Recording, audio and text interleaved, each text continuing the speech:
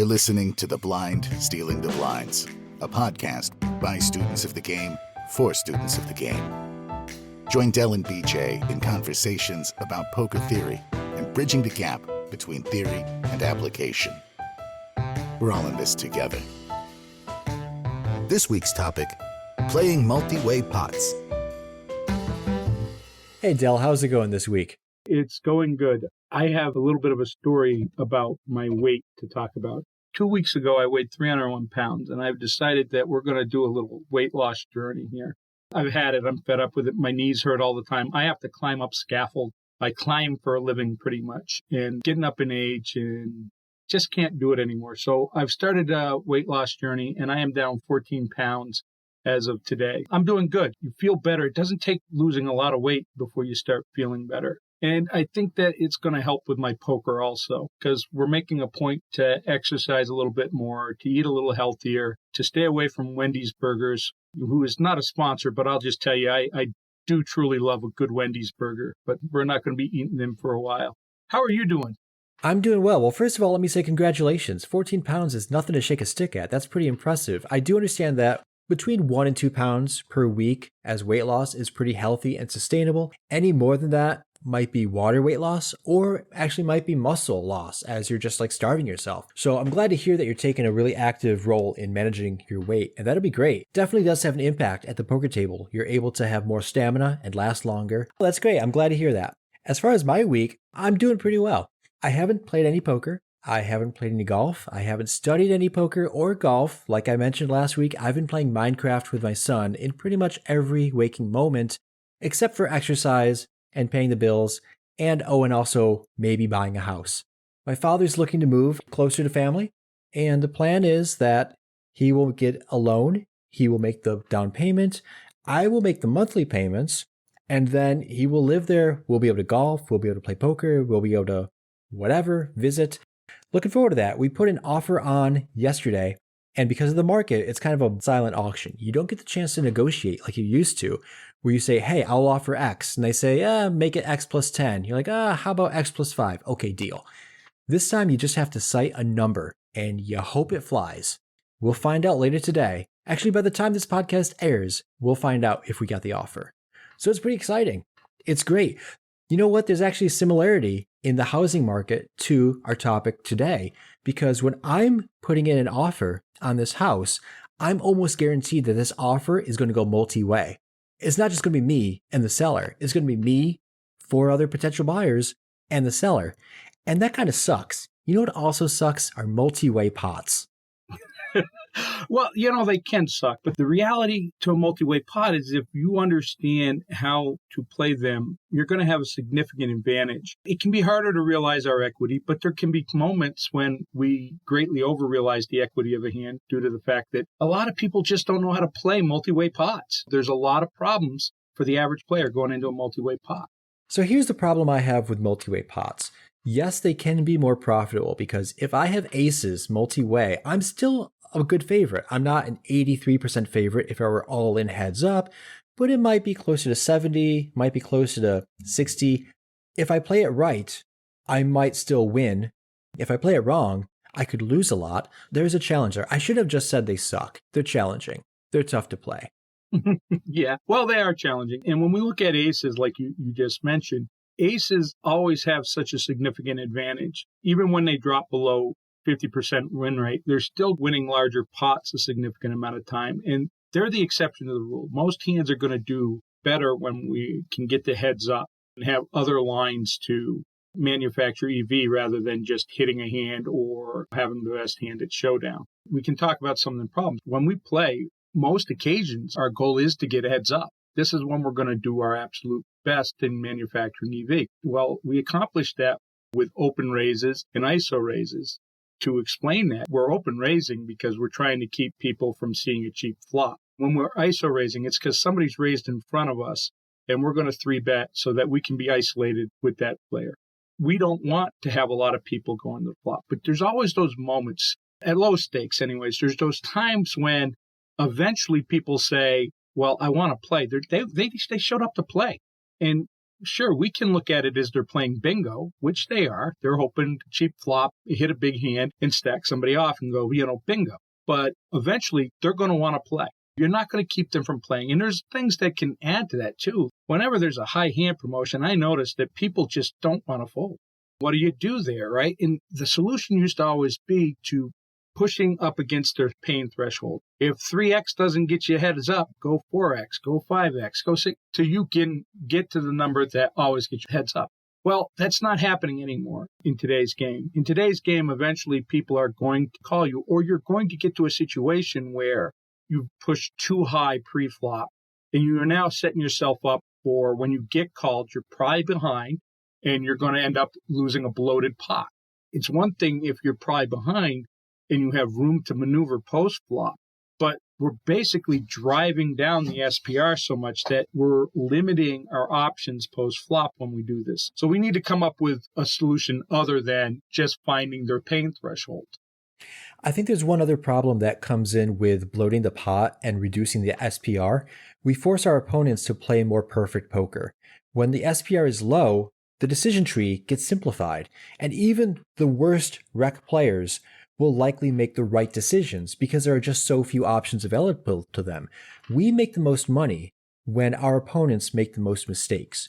And when we force our opponents to limit the number of mistakes they make, we limit our ability to win pots against them and take their money.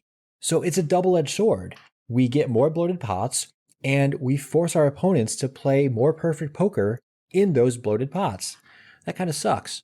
You're absolutely right. The last thing we want is for the game to get easier for our opponents. We want to make the game harder for our opponents. We want every decision to be one of questioning what they're doing. That's where they're going to make mistakes, not when we make it easy. Those two problems we just discussed are pretty much pre-flop problem. It's one thing when we shrink that SPR when we have strong hands, or when we have a strong hand pre-flop and we go to the flop and the flop is advantageous to our range.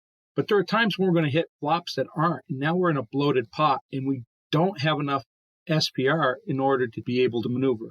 In case anybody's listening doesn't know what SPR, that's stack the pot ratio. We want the SPR low when we're trying to drive the decision to getting the money in because we have a strong hand.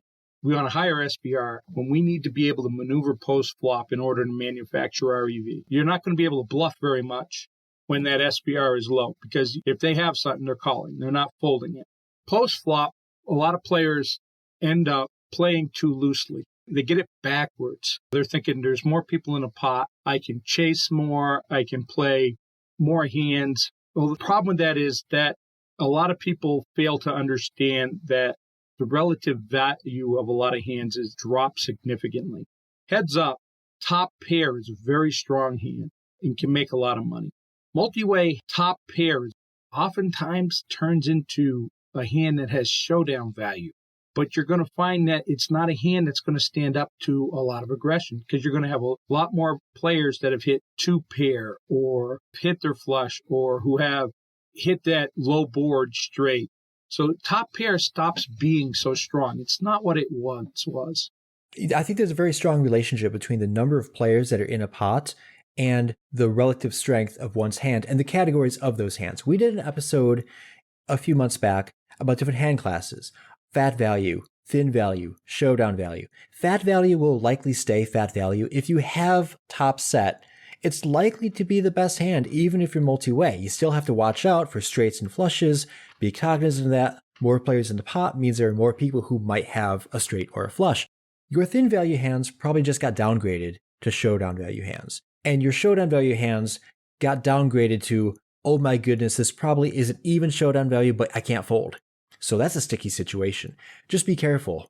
Yeah. One of the things that people don't understand is when we get into multi-way pots, we are more open to reverse implied odds, because you just mentioned top set. Well, a set is still a really strong hand, even multi-way, but you're that much more likely to run into a set over set situation because you have more players in. There's things to look out for. The relative value of even a set has gone down a little bit. Not much. It's still a really strong hand. We still want to play that hand aggressively, probably. we also need to be open to the fact that we may run into a stronger set. We're more likely to run into a stronger set than we would be if we were playing heads up. It's just a numbers game. I mean, we're not stating anything that's hidden. It's all pretty obvious if you think about it. You mentioned the scenario of set over set. Set over set is incredibly rare, generally speaking. However, the more players that are in the pot, the less entirely rare that is. And the more afraid we need to be when we're specifically out of position. If we're in a multi-way pot out of position, that's just dangerous all around because we're going to have more players to act after us. If we take any aggressive line, let's say we go ahead and we lead out with our top pair, top kicker, because typically in a heads-up situation, top pair, top kicker is pretty darn strong. We're multi-way, we're out of position, we lead out with top pair, top kicker, get one caller, get two callers, and then the third caller raises. We're hating life right now. What are we going to do about that? Do we think we can withstand calling the raise with top pair, top kicker? Sure, the third player might be squeezing. They might be bluffing. They might have a draw. How confident are you in your ability to suss out whether that player is squeezing or whether they actually legit have a strong hand? Because the more players in the hand, the more likely that player might actually have a strong hand because generally speaking, everyone knows when you are multi-way, your bluff frequency goes way down. Yeah, so we got a couple more problems to talk about here. And it already feels like there's so many problems, isn't there? So many problems. Multi-way Yeah. pots, multi-way problems. So I'm going to talk about another problem that people tend to have playing multi-way pots. Maybe they're in a multi-way pot, they're against 3 or 4 opponents, and it checks around to them. And they decide, they got nothing, but they decide, I'm going to take a stab at it. And every once in a while, everybody folds. And I promise you that this is the time that everybody remembers in their head. They remember the time they took a stab at it and everybody folded. People, this is not the norm. This is not a plus EV bluff. Because most of the time, you're just putting money into the pot for the eventual winner of the hand. You don't need to take stabs at it when you're facing 3, 4, 5 opponents. There'll be another hand to play. There'll be another opportunity.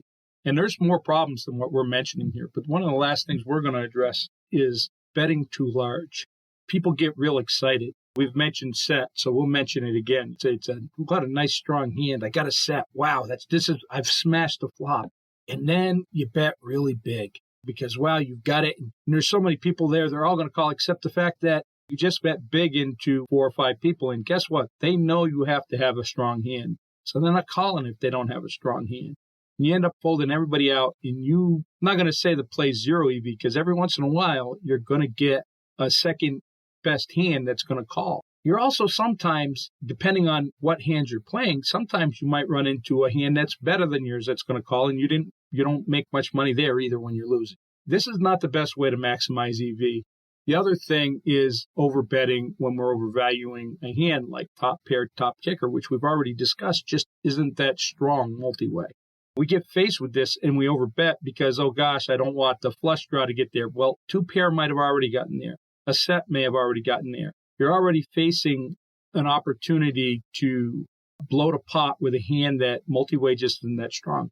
So Dell, given all the problems that we've talked about, all these multi-problems with multi-way pots, how many multi-way pots do we need to experience before making the adjustments that we're about to get to in the solutions part?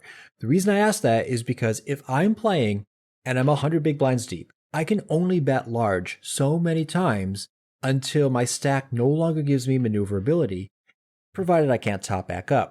So at what point do we say these multi-way pots were just aberrations, they're just people catching cards, versus, oh wait, this is the table dynamic. I need to shift gears entirely. Yeah, there's going to be a couple of factors. I mean, the first one that's more important than any of the others is obviously stack depth. If you sit down at a table and everybody is 200 big blinds plus, you can still keep pushing for pain threshold and still have post-flop maneuverability, right? We can work on the equity denial side of things. We can work on what's your pain tolerance? How much are you willing to play bad cards for? And we should, because in that situation, there's still a lot of value in pushing. If the average stack size is 100 big blind, this changes significantly, right? Because if we bet 10x and we get 3 callers, we're already down to an SBR of 3, a little more than 3, but you get my point.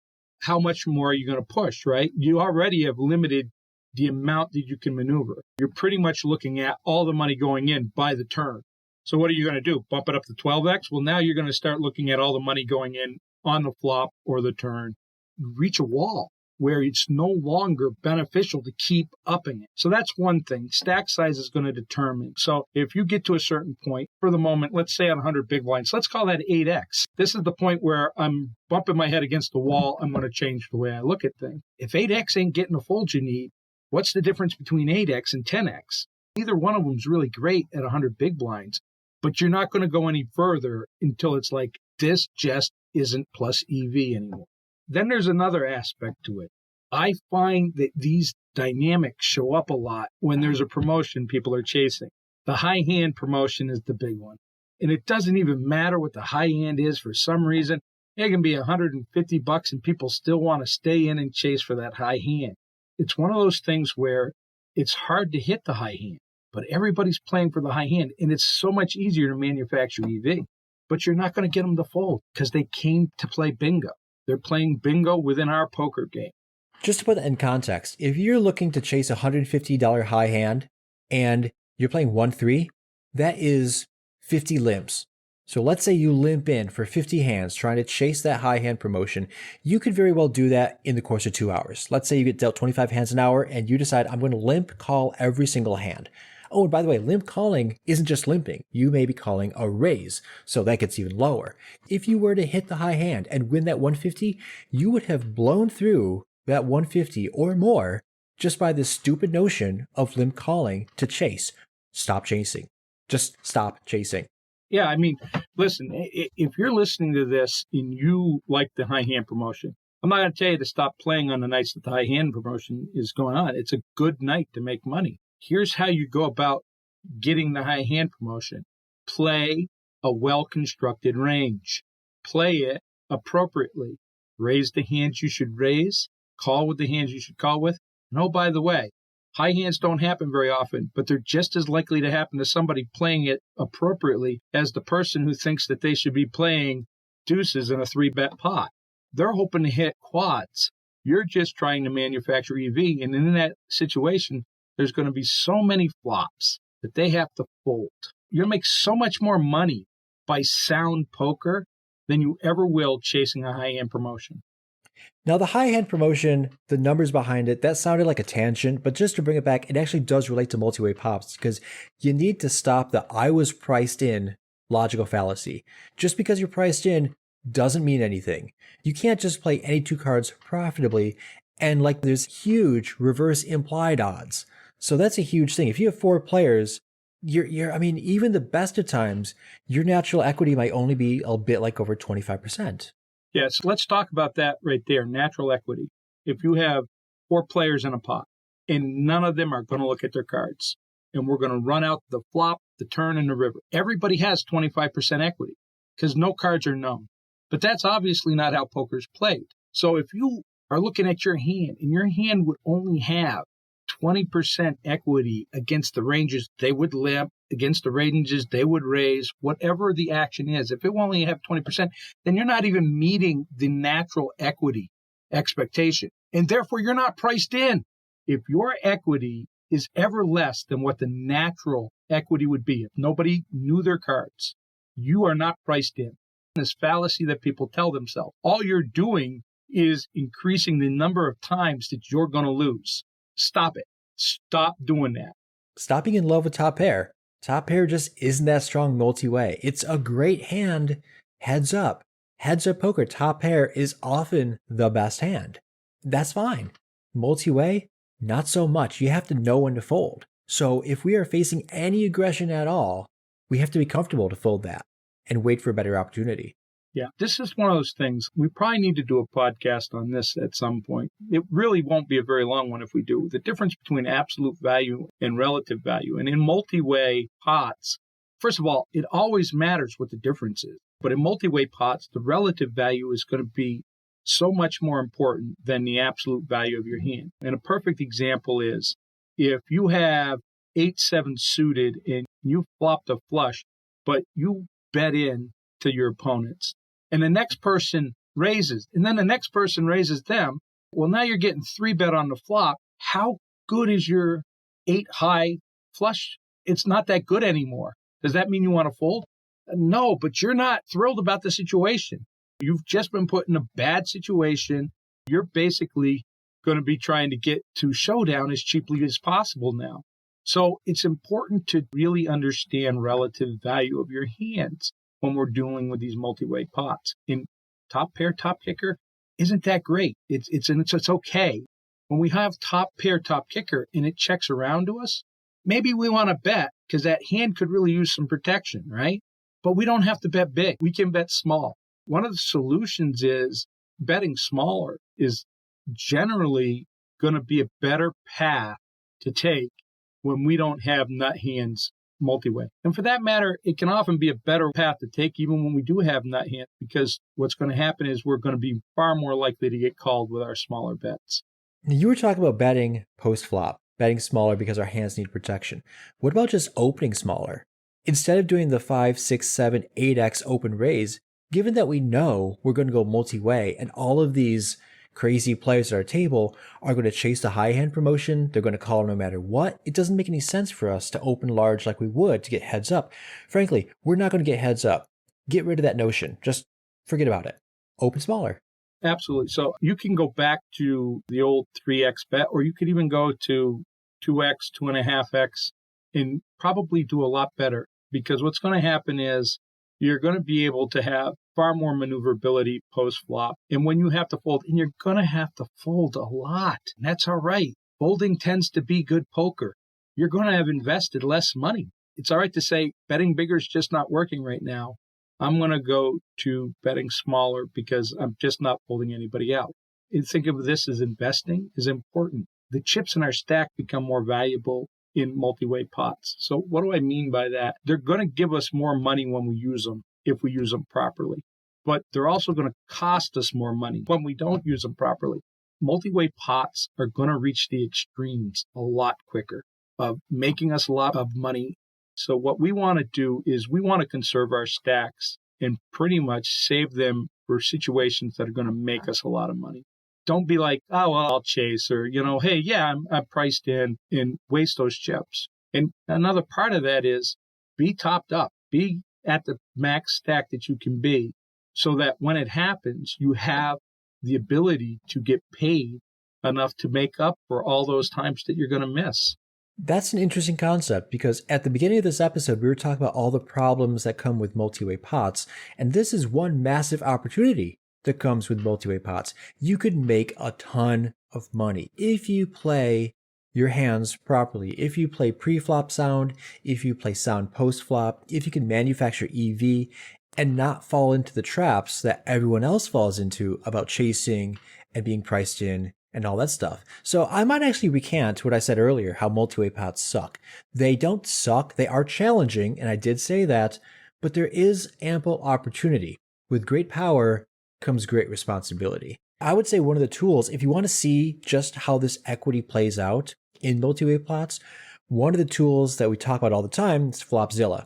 And look at Flopzilla and multiplayer roll. If you have Poker Cruncher, which is free for either your phone or your computer, you can plug in your range, your opponent's ranges, your exact hand even, and your opponent's exact hands, and you can see just how low your equity goes.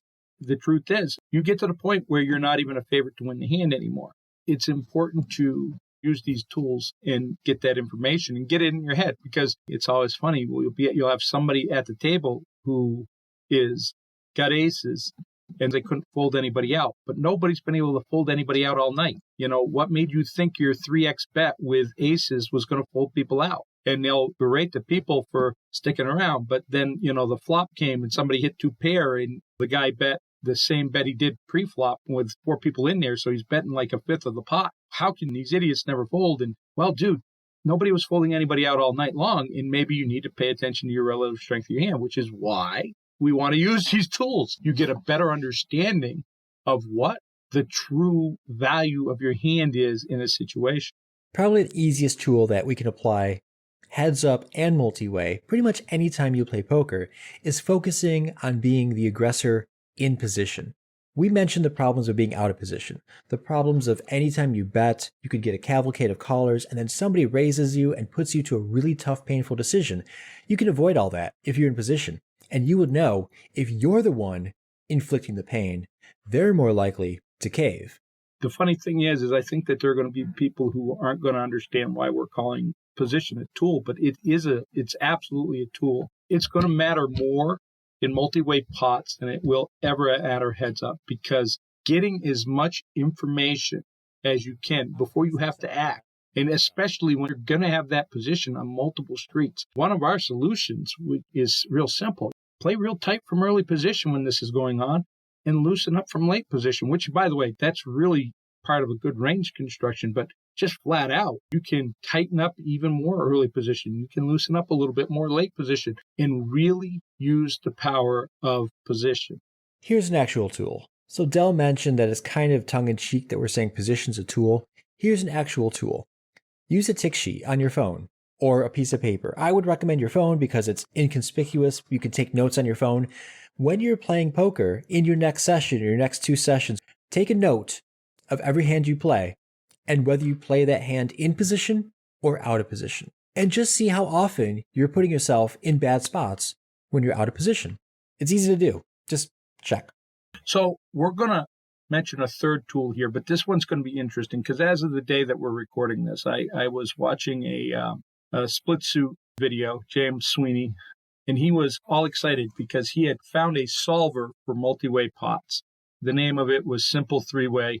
I have not used it, but I want you to know that my opinion of James Sweeney is this. If he thinks he's excited about it and he's happy about it, I'm willing to share it as a tool, and we're going to make sure we have a link in the notes for you. Because if we can get solvers to multi-way pots, there's going to be a lot of changes in poker, which leads us to the fact that poker still isn't solved. There's still some solving in poker to be done. There's still some work. There's still some ways to improve our game. I have nothing else to add on this topic, Dale. Do you? I do, but I refuse to talk for another hour. Okay, that's fair. That's fair. Honest, this is a very deep topic, and I think that we may come back to it. We're not going to do a series on this one, but we may come back to it in a year, especially if we're coming up with multi-way solvers here, and we might have some new information. So I'm excited about this. I'm excited about the fact that poker is still evolving, and I guess that's what I have to close on. Well, thanks for joining me this week, Dell. It was awesome, BJ. Love it. Love it too. And until next week, stick to the plan and may all your variants be positive. This has been The Blind Stealing the Blinds, a podcast by students of the game for students of the game. If you haven't already done so, consider subscribing. And when you're not counting your chips, take a moment to leave the guys a review on Apple Podcasts or wherever you get yours.